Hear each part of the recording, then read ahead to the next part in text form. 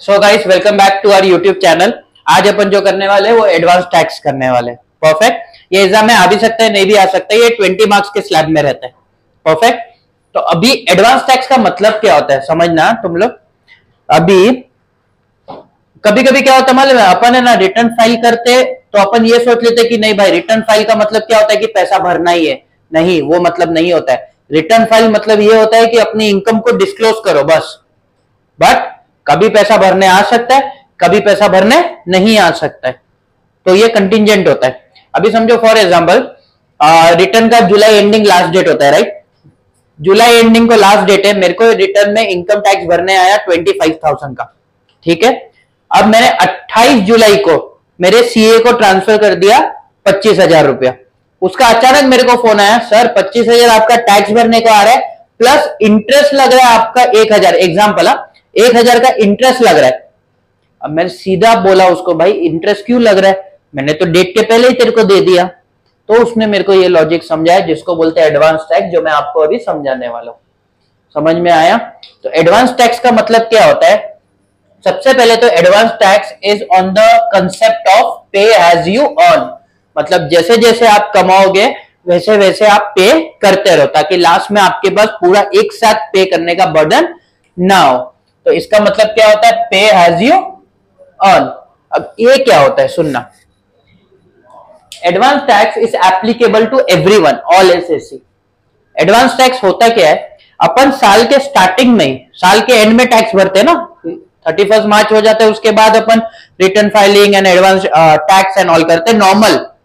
But अगर तुमको लगता है कि तुम्हारा टैक्स ये साल में 10,000 से ज्यादा यू हैव टू पे टू द गवर्नमेंट, अगर तुमको लगता है कि 10,000 से ज्यादा यू नीड टू पे टू द गवर्नमेंट, राइट, या तो प्रीवियस ईयर में तुमने 10,000 से ज्यादा भरा है, तो अब तुमको क्या करना पड़ेगा, तुमको एडवांस टैक्स भरना पड़ेगा। मतलब क्या है, एडवांस टैक्स लायबिलिटी 10,000 और मोर सेक्शन 208, तो एडवांस टैक्स भरना है तुमको। अब ये भरना कैसे, ये भरा जाता है 209 पे। एस्टिमेटेड जीटीआई निकालना है, ग्रॉस टैक्सेबल इनकम। मतलब जो तुमको लगता है तुम्हारी इनकम हो सकती है वो निकालना है तुमको। एस्टिमेटेड बेसिस में अप्रैल में ही निकाल लेना है, समझा। फिर उसमें डिडक्शन माइनस करके नॉर्मल वे पे अपन जैसे निकालते हैं, डिडक्शन माइनस किया तो टोटल इनकम आया, उसमें टैक्स लायबिलिटी निकाला। इंडिविजुअल है तो स्लैब रेट, कंपनी है तो 30% या 40%, minus rebate plus surcharge plus health and education से सरचार्ज इफ एप्लीकेबल, तो आपको टैक्स लायबिलिटी मिलता है। उसमें माइनस करो टीडीएस जो तुम भरोगे, तो एक आंसर आएगा। अगर ये आंसर 10,000 से ज्यादा है तो तुमको टैक्स भरना है, और ये पहले ही भरना है। अब ये पहले कैसे भरना है, तो इसका इनकम टैक्स ने ना ड्यू डेट दिया अंडर सेक्शन 211। अगर आप 44AD 44ADA में आते हो, जिसने बिजनेस प्रोफेशन किया है, प्रिजम्पशन इनकम 44AD 44ADA, तो आपको लास्ट डेट है 15 मार्च। यानी अगर मुझे पेनल्टी या इंटरेस्ट नहीं लगे तो मैं 15 मार्च से पहले पहले जितना मेरे को लगता है एक्सपेक्टेड है टैक्स भरना, उतना मैं भर दूं। फिर वही चीज अगर आप प्रिजम्पशन इनकम में नहीं आते हो, अदर्स में आते हो, तो यहाँ पे आपको इंस्टॉलमेंट दिया हुआ है। क्या इंस्टॉलमेंट दिया है, जितना भी आपको लगता है, समझो मेरे को लगता है ये साल में 15,000 टैक्स भरने वाला हूं, तो 15,000 का पहले 15% मैं भरूंगा 15 जून को। फिर उसके बाद 15% 45 यानी 30% ना, 30% भरूंगा 15 सितंबर को, ये क्यूमुलेटिव है। फिर उसके बाद फिर से 30% भरूंगा मैं 15 दिसंबर को, 15,000 का 30%। एंड लास्ट पे जो 25% बचा वो मैं 15 मार्च से पहले भरूंगा। समझा इतना परफेक्टली। अब इसमें एक और कंसेप्ट मुझे आप लोग को सिखाना है। सबसे पहले तो इसमें इंटरेस्ट लगता है नॉर्मली 234B और 234C के हिसाब से। अब इसमें क्या लॉजिक है समझना। मैंने टैक्स सोचा 12,000, सोचो मैंने टैक्स सोचा फॉर एग्जाम्पल 20,000 आने वाले, तो मैंने 20,000 के हिसाब से भर दिया, है या ना। इतना मैंने क्या कर दिया, पेड कर दिया advance tax. Perfect with this. But असली में मेरे को एक्चुअली भरने आया एक्चुअली 25,000। अब प्रॉब्लम क्या है, सर इसमें इंटरेस्ट लगेगा नहीं लगेगा, क्योंकि मेरे हिसाब से तो मेरे को 20,000 ही भरना था, बट अब 25,000 आ गया, तो क्या 5,000 में मैं टैक्स भरूंगा नहीं भरूंगा। What is the logic behind this. तो इनकम टैक्स वाला क्या बोलता है, जितना आपको एक्चुअली भरने आया, क्या बोला, जितना आपको एक्चुअली भरने आया उसका आप 90% तक अगर भर दिए, उसका आप 90% तक भर दिए तो आपको इंटरेस्ट नहीं लगेगा, वरना इंटरेस्ट लगेगा। तो 25,000 का 90%, समझा? तो जो भी 25,000 का 90% होता है कितना होता है? 22,500 शायद। तो ये कितना होता है? 22,500। मतलब मुझे 22,500 मिनिमम भरना था, बट मैंने कितना भरा? 20,000। तो मैंने कम भरा ना, तो कम भरा तो इंटरेस्ट लगेगा मेरे को। तो 90% वाला, 90% ऑन व्हाट? तुमने जो भरा वो नहीं, 90% ऑन तुमको जो भरना चाहिए था एंड ऑफ द ईयर में। समझा इतना परफेक्टली? हाँ या ना? अब उसके बाद आता है क्वेश्चन नंबर 53। समझ में आया? अब अपन डायरेक्टली क्वेश्चन चालू करते हैं। इसमें 3 क्वेश्चन है, बहुत इजी है, देखना ये क्या है। पहला क्वेश्चन क्या है? पहला क्वेश्चन है क्वेश्चन नंबर 53, पेज नंबर 550 में। देखो क्या दिया हुआ है यहाँ पे, क्वेश्चन नंबर 53। यस, 3 समय ध्यान दे लो। ये जीटीए में या नॉर्मल प्रैक्टिकल लाइफ में भी टैक्स कैसे निकालना है ना, उसके लिए बहुत अच्छी चीज है। क्या दिया है? Find out the amount of advance tax payable by mister A. Mister A individual हो गया, on a specified due date. Specified due date मतलब ये वाला डेट्स हो गया, जो कि कहीं पे भी नहीं बोले वो 44 एडी या 44 एडीए में आता है, मतलब ये वाले डेट्स हो गए। मतलब इसके हिसाब से आपको करना पड़ेगा for the financial year 22-23। And आपको बहुत सारे इनकम दिए हुए, इन्वेस्टमेंट दिए एंड 2 केसेस दिए। टीडीएस केस 1 में 38,000 है, केस 2 में 15,000 है। समझ में आया इतना? तो सबसे पहले इसमें क्या स्टेप होगा? सबसे पहले अपन को यहाँ पे कैलकुलेट करना पड़ेगा एनटीआई। एनटीआई का मतलब आपको पता ही होना चाहिए, नेट टैक्सेबल इनकम। समझा? तो वो ट्राई करते कैलकुलेट करने का। सबसे पहले यहाँ पे क्या दिया? बिजनेस इनकम दिया हुआ है आपको, डायरेक्टली दिए। तो पहला क्या हो गया?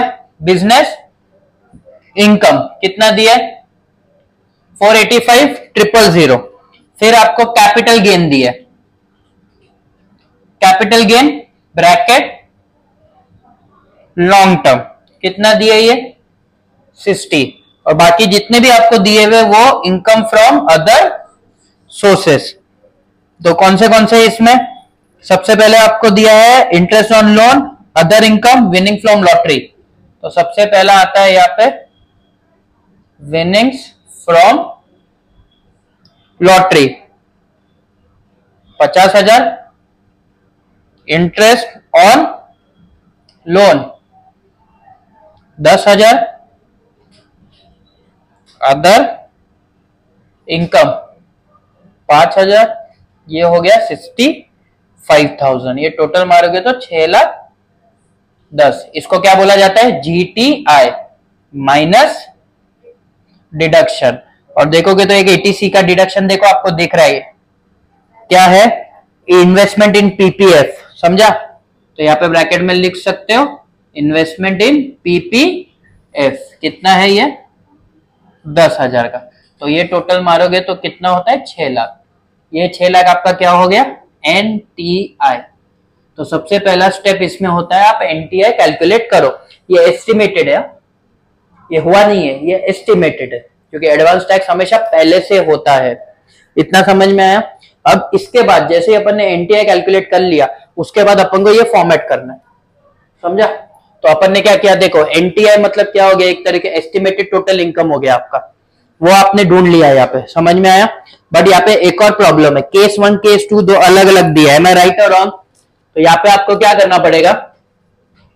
पर्टिकुलर केस 1 केस 2, क्योंकि दो टीडीएस दिया है। समझ में आया इतना परफेक्टली?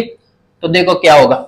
और एक और चीज जिसको पता नहीं है, एलटीसीजी में टैक्स रेट अलग लगता है, इनकम फ्रॉम अदर सोर्सेस में अलग लगता है, एसटीसीजी में अलग लगता है। तो देखो अभी कैसे कैलकुलेट किया जाता है। सबसे पहले क्या है? कैपिटल गेन वाले जो अलग अलग लगता है वो देख लेते हैं। तो सबसे पहले आपको दिया है एलटीसीजी, है या ना? अब जिसको पता नहीं है, एलटीसीजी में कैपिटल गेन किया होगा उसमें 20% लगता है। समझा? तो यहाँ पे एलटीसीजी कितना है देखने का? 60,000 है। 60,000 का 20% बीट केस 1 केस 2 दोनों में सेम आने वाला है। समझा इतना? अब एलटीसीजी के बाद इनकम फ्रॉम अदर सोर्सेस। अब इनकम फ्रॉम अदर सोर्सेस में कितना लगता है? 30%। समझा ये वाला चीज परफेक्टली? हाँ या ना? But income from other sources में सिर्फ लॉटरी पे 30% लगता है। ये दोनों नॉर्मल वे से जाता है। ये दोनों मतलब क्या? Interest on loan, other income normal way से जाता है। इनकम फ्रॉम अदर सोर्सेज अगर जिसको अच्छे से मालूम है उसको पता चलेगा कैजुअल विनिंग। कैजुअल विनिंग में 30% लगता है, समझा। और नहीं समझ में आता तो income from other sources underline करो, यहाँ पे लिख दो कैजुअल विनिंग। कैजुअल विनिंग में केबीसी, क्रॉसवर्ड, ये सब में 30% लगता है। तो 50,000 का 30% कितना होता है आपका? 15,000। 15,000 ये 30%। याद रखना, टैक्स ऐसे ही निकाला जाता है। समझ में आया? कोई ऑप्शन नहीं है आपको, ये याद रखना पड़ेगा। क्या याद रखना है? एलटीसीजी में 20% हो गया, आईएफओएस में अगर कैजुअल विनिंग है तो 30%। आईएफओएस जब भी दिमाग में रहेगा टैक्स निकालने तो दो वे से, कैजुअल विनिंग को अलग करो, बाकी सबको अलग करो। बाकी सब नॉर्मल वे से निकलता है, कैजुअल विनिंग 30% से निकलता है, समझा। एलटीसीजी 20%। अब थर्ड में आप लिखोगे अदर इनकम, जो बच गए, क्योंकि अदर इनकम एक साथ।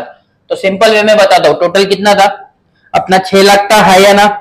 अब 6 लाख में से अपना कितना चला गया जरा देखो, 60,000 और 50,000 चला गया, है या ना? इसका टैक्स निकाल लिया अपन ने, इसका टैक्स निकाल दिया। तो 6 लाख में से एनटीआई 6 लाख था, 6 लाख में से अपना कितना चला गया? 1,10,000 चला गया, बचा कितना? 4,90,000। तो अदर इनकम में आपका कितना आ गया? 4,90,000। समझ में आया ये वाला चीज? 4,90,000। Perfect with this. अब 4,90,000 में आप जैसे स्लैब रेट निकालते हो वैसे निकालोगे। 0 to 2,50,000 नील, 2,50,000 to 4,90,000। समझ में आया? तो 2,50,000 to 4,90,000, 5 लाख नहीं लोगे क्योंकि 4,90,000 इनकम है। तो डिफरेंस होता है 2,40,000 का। 2,40,000 को 5% से मल्टीप्लाई करोगे तो 12,000 का आंसर आता है इसमें, समझा। तो इसमें कितना आएगा? डायरेक्टली ओरल था ये।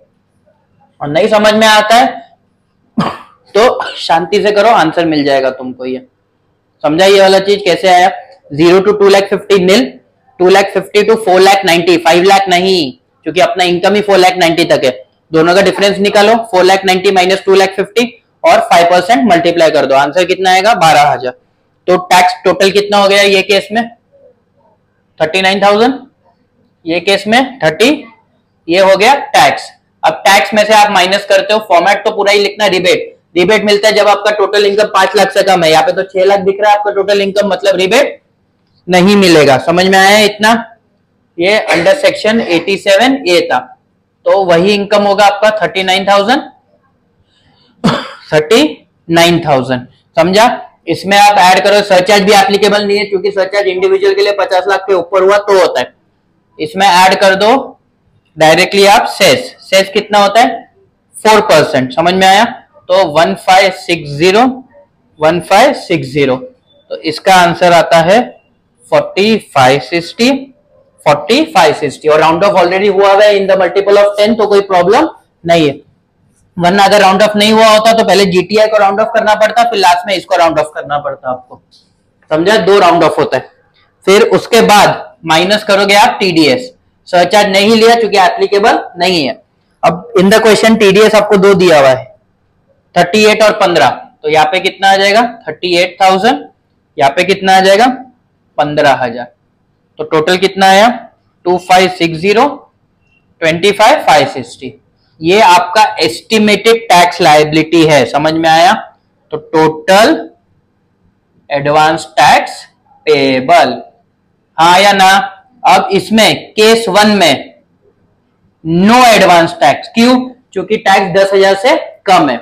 अगर 10,000 या उससे ज्यादा होता तो एडवांस टैक्स भरने आता। वही चीज केस 2 में 10,000 या 10,000 भी हुआ तो भी भरना है। तो केस 2 में कितना है? 25,560 है, जो 10,000 या उससे ज्यादा है। तो सीधे से ये वाला अमाउंट डिवाइड कर देना। क्या करोगे? पहला क्या दिया है? 15 जून, फिर क्या दिया है? 15 सितंबर, 15 दिसंबर, 15 मार्च। 25,560 मल्टीप्लाई बाय 15%, तो इसका आंसर आता है आपका 3834। फिर 25,560 या तो मल्टीप्लाई बाय 45% माइनस 3834 करो, या तो डायरेक्टली बोलते हो 25,560 मल्टीप्लाई बाय 30%। ये जो अपना था ना 30, 30, 25, डायरेक्टली उससे मल्टीप्लाई कर लेना। आपको दोनों वे से मॉड्यूल में सॉल्व करके दिया, मैं इजी वे अपना रहा हूं। क्या अपना रहा हूं? पहले 15%, फिर 30, 30, 25। समझा इतना? तो इसका आंसर आता है आपका 7668। इसका आंसर आता है 7668 एंड लास्ट वाले का आंसर आता है 6390। अगर टोटल करोगे तो 25,560। समझा? परफेक्टली समझा ये वाला चीज? Perfect. Illustration 54, find out the amount of, फिर से वही चीज एडवांस टैक्स, इसमें भी अपन को निकालना है, बट इसमें अभी एक इंपॉर्टेंट कंपनी दी है, गौर से देखो, एबीसी लिमिटेड दी है। ये आपको एग्जाम में ध्यान रखना पड़ेगा कि इंडिविजुअल है या कंपनी है या लोकल अथॉरिटी या फर्म है। क्यों एग्जाम में यहाँ पे ऐसा स्पेसिफिकली नहीं बोलेगा ये कंपनी है, नाम से आपको पता चल जाना चाहिए कि ये क्या है। क्यों? क्योंकि सबका स्लैब रेट या टैक्स कैसे निकालते हैं वो अलग अलग है। जैसे इंडिविजुअल में स्लैब रेट है तो कंपनी में 30% या 40%, तो इसमें इंडियन कंपनी है तो 30%। समझा इतना परफेक्टली? अब वही चीज करेंगे जो पहले किया था। देखो क्या दिया, business income, LTCG, bank interest, TDS. अब इसमें पहले क्वेश्चन जैसा कोई केसेस नहीं दिया हुआ है, इसमें कैजुअल विनिंग भी नहीं दिया है, तो डायरेक्टली पहले अपन क्या करेंगे, जीटीआई निकालेंगे। क्वेश्चन नंबर 54, तो सबसे पहले अपना आएगा बिजनेस प्रोफेशन। बिजनेस प्रोफेशन कितना अमाउंट दिया आपको बिजनेस प्रोफेशन का, 1,75,000। फिर आपको कैपिटल गेन दिया हुआ है, यहाँ पे कैपिटल गेन में आपको फिर से क्या दिया हुआ है, एलटीसीजी दिया, long term capital gain, LTCG कितना दिया, 250। और वही चीज आपको IFOS, income from other sources, वहां पे फुल फॉर्म लिखोगे सब जन। बैंक इंटरेस्ट कितना है ये, 10,000। अब टोटल मारोगे इसका 435,000, इसको क्या बोलते हैं, जीटीआई, ग्रॉस टैक्सेबल इनकम। अब ग्रॉस टैक्सेबल इनकम के बाद आपको डिडक्शन कुछ नहीं दिया हुआ है, तो माइनस डिडक्शन कुछ भी नहीं होगा, तो यही आपका क्या बन जाएगा, एनटीआई, 4,35,000 का आपका एनटीआई। अब इसमें आप क्या निकालोगे, इसमें आप टैक्स निकालोगे। समझ में आया इतना? बट इसमें अलग अलग दिया है या ना, तो अपन क्या करते हैं, इसको ऐसा करते हैं, एलटीसीजी का इधर निकाल लेते हैं और अदर्स का इधर निकाल लेते हैं। समझ में आपको चाहिए तो एक में जो पिछले सम किया था ना, एक में वैसे भी कर सकते हो। अभी इसमें सबसे पहले इनकम कर लेते हैं। एलटीसीजी का इनकम टोटल कितना था, 2,50,000 था, तो 2,50,000 हटा दो 4,35,000 में से, बचेगा कितना, 1,85,000। समझ में आया? 435 में से 2,50,000 एलटीसीजी का था, जो बचा वो 1,85,000। अब इसमें आप टैक्स रेट निकालोगे, बहुत इजी है, कंपनी है तो कंपनी में टैक्स रेट कितना लगता है, 30%, हाँ या ना? तो इसमें 30% लगेगा, बट एलटीसीजी कोई भी हो 20% ही लगेगा। समझ में आया इतना? तो ये हो गया 50,000, ये हो गया 55,500। ये इसको क्या बोलेंगे अपन, टैक्स बोल देंगे। समझा? इसमें आप ऐड करोगे सरचार्ज, फिर से सरचार्ज नहीं लगेगा क्योंकि 50 लाख या 1 CR, सॉरी इंडिविजुअल तो है नहीं, तो 1 CR के ऊपर अपना इनकम है नहीं, तो सरचार्ज लगेगा नहीं। समझा इतना परफेक्टली? रिलीफ मिलता नहीं है क्योंकि कंपनी है, रिबेट मिलेगा नहीं क्योंकि कंपनी है, रिलीफ नहीं रिबेट। बचा क्या, प्लस सेस, सेस कितना है, 4%, तो इसका 4% आता है 2,000, इसका आता है 2,220। अब ये टोटल मारेंगे तो ये आता है 52,000 का, ये आता है 57,720। अब इसमें आप, ये था टैक्स लायबिलिटी, अब इसमें आप माइनस करोगे टीडीएस। समझा? तो टीडीएस याद करना, एलटीसीजी से नहीं करना, अदर इनकम से करना। तो अदर इनकम से 25,550, फिर से टीडीएस अदर इनकम से माइनस करना, एलटीसीजी से नहीं करना। 52,000 इंपैक्ट वाइज देता है बट नहीं करना नॉर्मली, प्रेजेंटेशन वाइज। 37,170 ये आपका आ गया एडवांस टैक्स लायबिलिटी। और अगर देखोगे तो ये 10,000 से ज्यादा है दोनों चीज, हाँ या ना? ये नेगेटिव नहीं है, पॉजिटिव है। 10,000 से ज्यादा आपको टैक्स भरना है तो इसमें आपको क्या करना पड़ेगा, टैक्स भरना पड़ेगा, और ड्यू डेट के साथ। तो वही चीज आप करोगे, क्या करोगे, ये आपके ऊपर छोड़ता हूं क्या करना है। ड्यू डेट तो आपको है ही, डायरेक्टली क्या करना है, 52,000 को परसेंटेज में मल्टीप्लाई कर देना, इसको परसेंटेज में मल्टीप्लाई कर देना। इतना तो हो जाएगा आप लोग से, हाँ या ना? Perfect. Last question, question number 55। ये क्वेश्चन इधर खत्म नहीं हुआ है, इसके बाद जो मैंने आपको बोला वो आप करोगे, परसेंटेज जो पिछले सब में किया था ना, ड्यू डेट और ये अमाउंट का उतना परसेंटेज लिख देना है बस। समझा परफेक्टली? अब question number 55, computation of income of A, पहले पढ़ लेते हैं। Find out the amount of advance tax payable by A on specified date of financial year 22-23।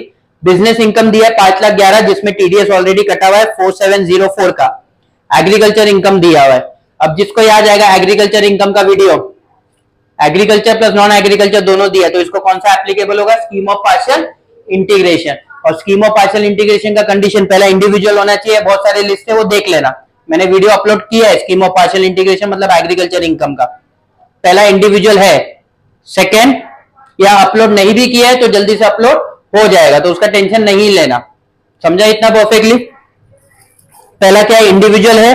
Second, क्या अपन को दिया हुआ है, business income basic exemption limit से ज्यादा है, यानी 2,50,000 से ज्यादा है। थर्ड, एग्रीकल्चर इनकम 5,000 से ज्यादा है। समझा इतना परफेक्टली? तो इसमें क्या एप्लीकेबल हो जाएगा आपका, इसमें एप्लीकेबल हो जाएगा आपका स्कीम ऑफ पार्शियल इंटीग्रेशन। समझ में आया इतना परफेक्टली? अब ये स्कीम ऑफ पार्शियल इंटीग्रेशन क्या बोलता है, agriculture plus non agriculture income को टोटल मारो एंड उस पर टैक्स लगाओ। समझा?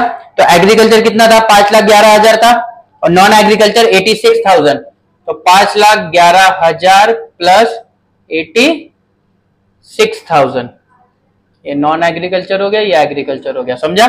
तो इसमें टैक्स लगाओगे तो आपका टैक्स रेट आता है 31,900। समझा? इसका टोटल कितना होता है, 5,97,000 में आपको स्लैब रेट के हिसाब से टैक्स लगाना है। फिर सेकेंड वाले स्टेप में आप करते हो agriculture plus basic exemption limit and उस पे टैक्स लगाओगे आप।